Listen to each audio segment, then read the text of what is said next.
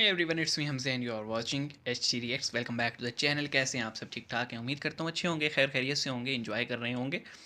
तो आज जो वीडियो हम लेकर आए हैं आपके लिए, उस पर बात करते हैं। टाइटल है उसका जनाब के Pakistan is shock to see India, क्योंकि इंडिया जो है वो ओलंपिक्स की दावेदारी कर रहा है। तो देखते हैं जी, किस साल के लिए कर रहा है और क्या सीन है।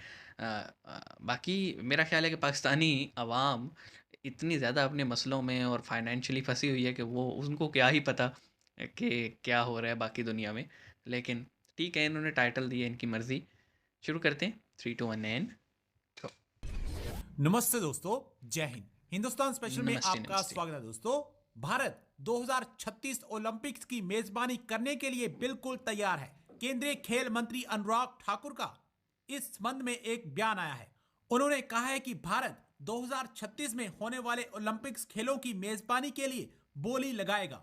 उन्होंने कहा कि सितंबर ओके। 2023 में मुंबई में आईओसी सत्र के दौरान अंतरराष्ट्रीय ओलंपिक समिति के पूर्ण सदस्यों के समक्ष इसके लिए एक रोड मैप प्रस्तुत किया जाएगा।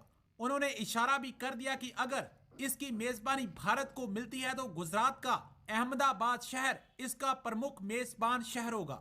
गौरतलब है कि आगामी समय में अहमदाबाद, भारत में गुजरात। इस बड़े आयोजन के लिए G20 भारत की आवाज बन सकता है। इसके मायने ये हुए कि अगर भारत G20 की मेजबानी सफलतापूर्वक संभाल सकता है तो भारत ओलंपिक्स की मेजबानी का प्रबल दावेदार भी बन सकता है।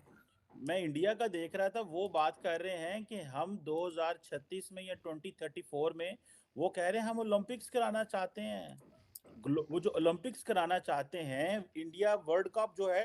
तार साहब, इसमें भी थोड़ा बात बताइएगा कि अमूमन होता था जब वर्ल्ड कप साउथ एशिया में होता था तो वो आधा पाकिस्तान में होता था, इंडिया में होता था, श्रीलंका में होता था। अगले साल वर्ल्ड हमारे कप हालात हो रहा ऐसे है हैं, तो इस वो वक्त सिर्फ हम सुना वर्ल्ड कप इंडिया की में ही हो रहा है, मेज़बानी कर। पाकिस्तान में तो वो आ ही नहीं रहे। और दूसरा वो कह रहे हैं हमने तो ओलंपिक्स जो है वो करवानी है 2034 या 2034 2036 में। तो ये जो चीजें हैं, ये 10 साल ये पड़े हैं, चीजें अभी भी से हमारी टेंशन ले रहे हैं। लीडरशिप को, हमारी एलीट को ट्रिगर नहीं करती कि देखिए इंडिया किस तरह इन चीजों के ऊपर हावी हो रहा है और हम पीछे रह गए हैं। क्या ये चीजें ट्रिगर नहीं हाँ, करती अभी या कि हम बहुत थिक स्किन हो चुके हैं तार साहब? नहीं, चीमा साहब, लीडरशिप सबसे पहले तो लीडरशिप है ही नहीं पाकिस्तान में रिगार्डलेस। लेकिन उसमें चीमा साहब इंडिया वाले, भारत वाले कर सकते हैं, जो मर्जी करना है वो कर सकते हैं। दे आर, आप सोच नहीं सकते कि हाउ। आप उनके एजुकेशन सिस्टम को देखें, जी, बहुत आप बहुत उनके एडवांस है। रिसर्च देखें। इस वक्त they are monopoly on information technology all over the world.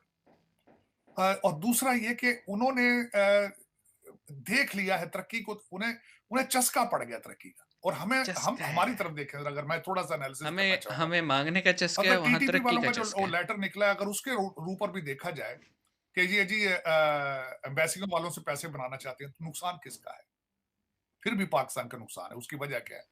ठीक है, एम्बेसियों वाले पैसे दे देंगे, टूटे फूटे आपको बाढ़ शाह ठीक करने, वो पाकिस्तान में तो आने नहीं है, वो सीधे दुबई और लंदन जाने हैं।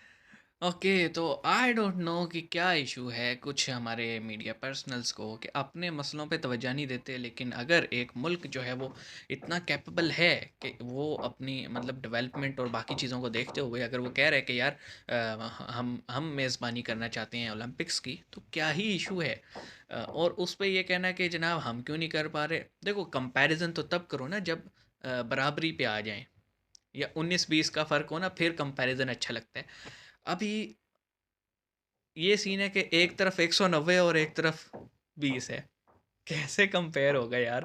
मतलब चीमा साहब तुसी भी कमाल कर दियो।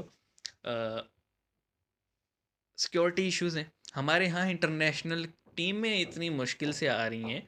आप ओलंपिक्स, आप जो है ना इतने मुल्कों को इनवाइट करना चाह रहे हो, और हर मुल्क के आपको पता है कि पूरे पूरे जो है ना डिफरेंट गेम्स के, और फिर एनवायरनमेंट भी तो हो। आपको पता है कि कितना खर्चा आता है। हम, हमारी इकॉनमी इस काबिल है कि हम भी दावेदारी कर सकें। उनकी इकॉनमी है, इंडिया की इकॉनमी बहुत स्ट्रॉन्ग है। वो दावेदारी कर सकते हैं, वो उन सब का खर्चा उठा सकते हैं, वो उन सबको मैनेज कर सकते हैं, सिक्योरिटी प्रोवाइड कर सकते हैं। वहाँ पे हमारे वाले इश्यूज़ नहीं है, बम ब्लास्ट वाले। ठीक है, तो वो कर सकते हैं सर। बाकी इसका ताल्लुक लीडरशिप से नहीं है। इसका ताल्लुक है कि आपकी सिक्योरिटी कैसी है, आपकी इकॉनमी कैसी है, आपका एनवायरनमेंट कैसा है, आपके आपके पास सहूलतें हैं कि नहीं। ठीक है, इंफ्रास्ट्रक्चर कैसा है। आप इतने सारे लोगों को, इतने बड़े इवेंट को कैरी कर सकते हैं कि नहीं? बड़े-बड़े मुल्कों को नहीं मिली आज तक, सऊदी सऊदी अब पता नहीं मिली है कि नहीं। तो कतर को बड़ी मुश्किल से वर्ल्ड कप मिला था। तो इंडिया जैसा कंट्री जो कि इतना इतना वर्सटाइल है और उसमें इतनी तरक्की है, तो वो कर सकते हैं। और तारड़ साहब ने बिल्कुल सही कहा कि उन्हें चस्का पड़ गया भाई। देखो एक एक एक बंदा जिसने स्ट्रगल की हो और वो कुछ कमाने लग जाए, और जब वो अपनी कमाई से कुछ करे, तो जो दिल को आहा मज़ा आता है ना, फिर वो मांगने से पहले दो दफ़ा सोचता है कि नहीं अब मैंने कमाना ही है। और same same goes for India कि उनको तरक्की की, वो कहते हैं ना, मिठास, वो उन्होंने चख ली है। कि भाई उन्हें पता है कि जो तरक्की करता है दुनिया उसकी बात सुनती है, जिसके पास इकोनॉमिकली स्ट्रांग होता है दुनिया उसकी बात सुनती है, और वही पावरफुल होता है। तो उनको उनको इस चीज़ का आइडिया है। तारड़ साहब को ने बिल्कुल ठीक बात की कि उन्हें तरक्की का चस्का है, हमें मांगने का चस्का है। हमें पता है बैठे बैठाए हमने एक एक एटम बम बना के रख ली है, और हम उसे एज अ थ्रेट यूज़ करते हैं कि भाई ये आप खुद ही तो कहते हो अगर हमें कुछ हो गया तो ये गलत हाथों में चला जाएगा, तो आप हमें कुछ होने ही ना दें, आप हमें पैसे देते रहें। और फिर हम देखते हैं कि ना चाहते हुए भी वो कंट्रीज़ हमें पैसे दे देती हैं, चाहे अच्छे मुंह से या बुरे मुंह से, कि यार दो यार इनको पालो। ये कोई हमारे लिए अच्छी बात नहीं है कि हम डिफरेंट मुल्कों से पैसा मांगते रहते हैं। हमारे लिए डूब मरने का मकाम है। ये बिल्कुल ऐसे ही है जैसे रोड के साइड पे एक भिखारी बैठा होता है, और कभी कभी हमें उस पर तरस आता है जब कभी फर्स्ट टाइम उस जगह से गुजरें। लेकिन जब हम देखें कि रोज़ बिला नागा वो वहीं खड़ा होता है, तो फिर हमें उस पर, वो कहते हैं ना, एक माइंड में ख्याल आ ही जाता है कि यार इसका तो काम ही यही है ना, दे इसको। तो हमारा वही हाल होने वाला है। तो इस बेटर ना कि हम कुछ कर लें, मेहनत मेहनत से कमा लें, क्या ही बोलें। ख्वाब एक गफलत से जाग जाओ भाई, ऐसे ऐसे हिला के जगा रहे हैं तुम्हें, जाग जाओ। मिलते हैं नेक्स्ट वीडियो में, अपना ख्याल रखिएगा, सी यू गाइस।